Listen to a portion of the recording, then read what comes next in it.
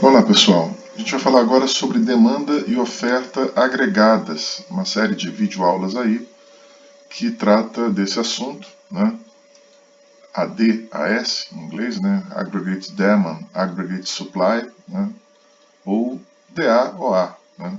Em português. É um capítulo desse livro aqui, de macroeconomia e desenvolvimento de métodos modernos para análise de política, do William Scarth, que é um macroeconomista canadense. Nesse tópico, então, a gente vai analisar esse modelo, né, de demanda e oferta agregadas de uma economia fechada. Tá? A gente está supondo aqui que quem está assistindo esse vídeo, estudante, esteja já acostumado com a análise gráfica desse modelo de TAOA, que é a abordagem de SLM, né, com preços flexíveis. Né? E aqui a gente vai usar o método algébrico. Vai derivar cada equação, resolver sistemas recursivos. Né?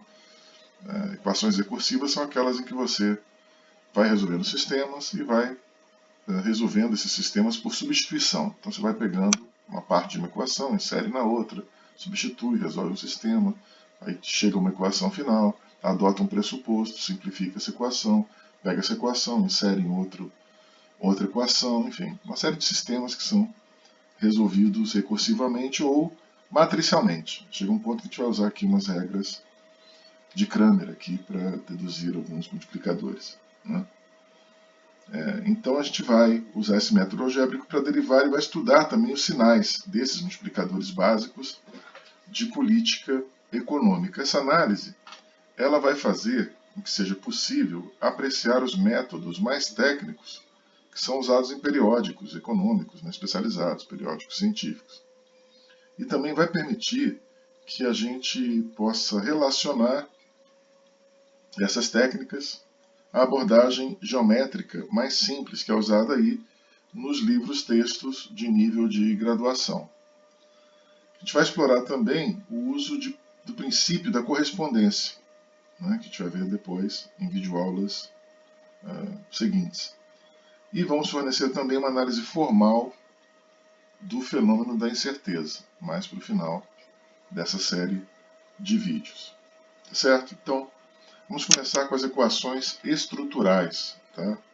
As equações estruturais são equações aí que você já deve conhecer, como eu falei, lá da macro de graduação, né? Que começa com y aqui, né? Que é... Opa, vou pegar aqui a caneta, esqueci de pegar. Vou apagar um pouco essa foto do livro aqui para me liberar espaço. Vamos lá. Tá, agora vou pegar a caneta.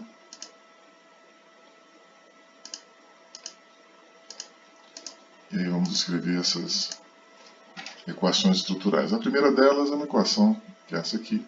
Né? Y, que é a renda, né? O produto igual ao consumo, mais investimento, mais despesa pública, gasto do governo. Né? Essa aqui seria a equação 1. Nossa primeira equação. A segunda equação é consumo como função da renda. Tá? Essa é a nossa segunda equação. A terceira equação será uma função de investimento. Essa segunda equação a gente pode chamar de função consumo. Né? A função de investimento é o investimento em capital fixo relacionado com a renda e a taxa de juros real, R minúsculo. Tá? Essa é a nossa função de investimento. Tá? Essas três funções constituem a nossa curva IS. Essas três equações aqui perfazem a curva IS. Né?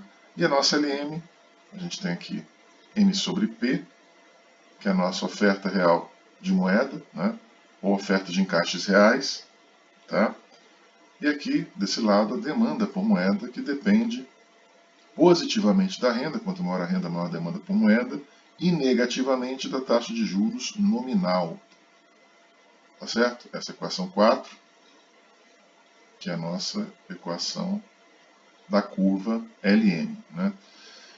E S, só para lembrar, né, O I vem de investimento e S vem de poupança, né? Investment Saving. Né? E M vem de liquidity, liquidez, né? E N, money. Né? Então, liquidez, moeda, e S, investimento, poupança. Tá? E aí temos mais uma curva. Ah, tá. Faltou falar que essa curva aqui, as duas curvas ISLM, elas reunidas formam a curva DA, de demanda agregada. Tá? E aqui embaixo a gente tem uma nova equação. Aqui a variação de preços. Aqui nós temos um termo H, que eu vou explicar daqui a pouco. Né? E aqui nós temos a variação do PIB. Né? A variação do PIB. Esse Y barra aqui é o PIB no estado estacionário, tá? O PIB potencial, e o Y é o PIB efetivo, o PIB corrente. Né? PIB efetivo, Y, e Y barra PIB potencial no estado estacionário, no equilíbrio pleno. Né? E aqui, PE, né, seria a inflação esperada, a expectativa inflacionária. Faltou dizer aqui que essa equação é a nossa equação 5. Tá? Equação 5. E aqui nós temos a curva de Phillips, com expectativas. Alguns chamam de curva expectacional de Phillips, né? Com expectativas. As expectativas estão aqui, né, na inflação esperada. Tá certo? E essa curva de Phillips com expectativa é a nossa curva de oferta agregada. Ela representa a oferta agregada. Tá? E aí nós temos mais umas considerações, que é, por exemplo, o H. Né? Esse H é, como a gente viu aqui, a variação de preços no tempo, né? P ponto P, o delta, né? A variação de preços ao longo do tempo. O H é uma medida de sensibilidade, uma elasticidade dos preços em relação a desvios do PIB. Né? Desvios do PIB, o PIB efetivo menos o PIB potencial, né? A variação do PIB efetivo sobre o PIB potencial, e aqui o H mede essa sensibilidade. Né? E a gente pode dizer também que a derivada do H, o H', seria positivo. Isso quer dizer que a inclinação da curva de Phillips de curto prazo ela é positiva. Da curva de Phillips no curto prazo é positiva. É dado por essa derivada do termo H. Tá? Mais algumas suposições que nós temos aqui são as seguintes. Primeiro, nós temos aqui que CY e CY e IY são positivos. O CY é uma notação que o Scarth usa, quer dizer isso aqui, né? Derivada de C em relação à derivada de Y. Quer dizer, é a propensão marginal a consumir. Tá? É a PMGC, propensão marginal a consumir. Ela é positiva. Tá certo? Repare que eu não estou usando aqui derivada parcial, o DROM, eu estou usando o D normal, porque o consumo só depende de Y. Então não faz sentido pegar a derivada parcial, só tem duas variáveis. Aqui é uma equação bivariada. Né? Então, né, eu estou usando um D simples aqui. Tá? Já o Y, eu vou usar uma derivada parcial, porque a função de investimento ela tem dois argumentos. Ela tem Y e tem o R, né, que é a taxa de juros real. Então, esse IY aqui é isso aqui, DROM I, DROM Y, que é a propensão marginal a investir. PMGI, que é positiva. Quanto maior a renda, maior a propensão marginal a investir. Tá? Então, uma notação eu vou usar agora, toda vez que eu usar um subíndice, né, quer dizer que é a derivada dessa letra maior em relação à letra do subíndice. Né? Aqui derivada do consumo em relação à renda, derivada do investimento em relação à renda também, né? Que é a propensão marginal a investir, propensão marginal a consumir, e assim por diante. Então aqui a gente tem mais uma hipótese, uma suposição, que é essa aqui, que naturalmente vai ser, né, DROM L, DROM Y, tá? Que também é positivo, quer dizer, o efeito, a elasticidade da demanda por moeda em relação à renda é positiva, tá? Temos essa hipótese também aqui. E temos que a derivada da demanda por moeda em relação à taxa de juros nominal é negativa, ou seja, DROM L, DROM I é negativo. Quer dizer, quanto maior a taxa de juros nominal, menor será a demanda por moeda. Isso é natural porque quando o juro nominal aumenta, aumenta a rentabilidade dos títulos. Né? E aumentando a rentabilidade dos títulos, você vai ter um maior custo de oportunidade de você demandar dinheiro, manter dinheiro em espécie, em caixas reais de dinheiro, né, de moeda. E quanto maior a procura por moeda, maior o custo de oportunidade de você manter essa moeda, porque a taxa de juros está rendendo mais do que o dinheiro. O dinheiro não rende juro, né? Então você está perdendo a oportunidade ao segurar esse dinheiro, ao manter esse dinheiro, está perdendo a oportunidade de aplicar num título que rende uma taxa de juros mais alta, né? No caso o I, que é a taxa de juros nominal. Tá certo?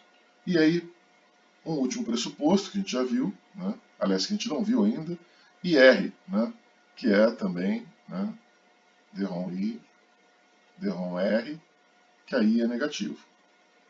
A elasticidade do investimento à taxa de juros nominal é negativo. Tá? E por fim, como a gente já viu, o H.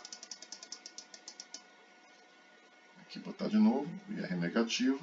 E aqui, por fim, o H' é também positivo, desculpe, que é a inclinação, aqui é a inclinação da curva de Phillips de curto prazo, curva expectacional, que é essa aqui. Tá? Essa inclinação aqui, a derivada aqui, é positiva. Tá certo? Então nós temos esses pressupostos. Tem mais alguns pressupostos aqui que são qualitativos, né? Que são os seguintes. Nós temos que a propensão marginal a consumir ela é menor que 1 e maior que 0. Né? Naturalmente, ninguém consome a renda toda e ninguém consome nada. Né? Aumentando a renda, a propensão marginal a consumir é maior do que 0. Né? E menor do que 1. Tá certo? Então, a gente tem essa propensão marginal a consumir aqui, né, entre 0 e 1. Um pressuposto qualitativo, aliás, desculpe, quantitativo. Tá? Os pressupostos que eu mostrei antes, né, que eu apaguei agora, aqueles pressupostos que eu mostrei antes, são pressupostos qualitativos. Esse pressuposto aqui é um pressuposto quantitativo. Tá? Outro fator importante, outra equação importante é a identidade de Fischer, né, que diz que a taxa de juros nominal é igual à taxa de juros real mais a inflação esperada. Essa identidade chama-se identidade de Fischer, Irving Fischer, né, economista norte-americano, que se destacou como economista monetário, né, contribuições à economia monetária. E a gente pode dizer também, então, a partir daqui, que a taxa de juros real é a taxa de juros nominal menos a inflação esperada. Tá? Se nós adotarmos o pressuposto, uma suposição, né? Se nós, por hipótese, acreditarmos que o PE é igual a 0, ou seja, a inflação esperada é nula, né? As pessoas esperam que a inflação seja 0, nesse caso nós temos uma hipótese de expectativas estáticas. Tá? expectativas estáticas. Nesse caso, então, eu teria R igual a I.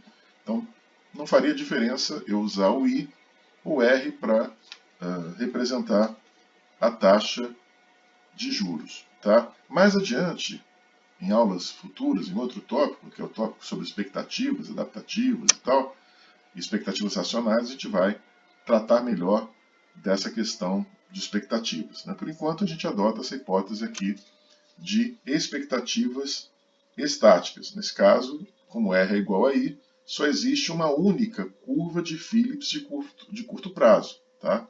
Então, isso gera uma única curva de Phillips de curto prazo. Não tem duas ou três, porque você só tem essa curva de Phillips, né, com expectativas estáticas. Então, uma única curva de Phillips de curto prazo. Tá? Essa hipótese ela garante isso. Né? Quando eu trabalho com expectativas estáticas, eu estou admitindo que só existe uma única curva de Phillips de curto prazo. Tá certo? Bom, esse é o primeiro vídeo aqui, né? Os vídeos vão durar aí no máximo 20 minutos, esse aqui está durando 16 minutos, né? Então vou parar por aqui e depois no próximo vídeo a gente vai recuperar essa equação 5 aqui, que é a equação da curva de Phillips, né? E vai tratar mais sobre ela, vai comentar sobre ela, vai adotar também alguns pressupostos e vai desenvolver aqui um pouco mais comentários sobre essa curva importante aí, que é a curva de Phillips, tá bom? Até o próximo vídeo.